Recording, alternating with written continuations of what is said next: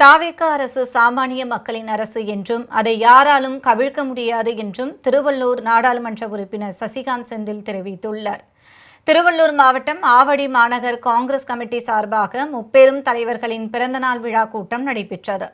இதில் உயர்கல்வித்துறை அமைச்சர் விஸ்வநாதன், நாடாளுமன்ற உறுப்பினர் சசிகாந்த் செந்தில் ஆகியோர் சிறப்பு விருந்தினராக கலந்து கொண்டு சிறப்புரையாற்றினர்.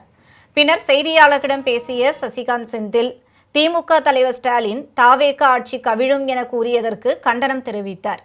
ஒன்றிய அரசு தமிழகத்தில் 100 நாள் வேலைவாய்ப்பு திட்டத்தை நிறுத்தியுள்ளதாகவும், மேகதாதுவில் அணை கட்டினால் காங்கிரஸ் அதற்கு எதிரான போராட்டத்திற்கு முன்னோடியாக இருக்கும் என்றும் அவர் கூறினார்.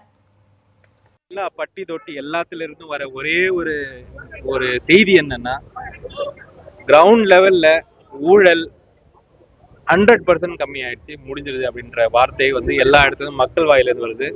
இன்னைக்கு தலைமை செயலகத்துக்கு போய் பார்க்கும் பொழுது மக்களை சார்ந்த மக்கள் இது சாமானியர்களின் அரசாங்கம் மாதிரி தான் நமக்கு தெரியுது. அப்படிப்பட்ட ஒரு அரசாங்கத்தை ரொம்ப சீக்கிரமா கவுத்திர முடியாது. இது வரைக்கும் சாமானியர்களுக்கு மக்களுக்கு கிடைக்கக்கூடிய எந்த விதமான ஒரு சலுகைகளையும் காங்கிரஸ் கட்சி வரவேற்கும்.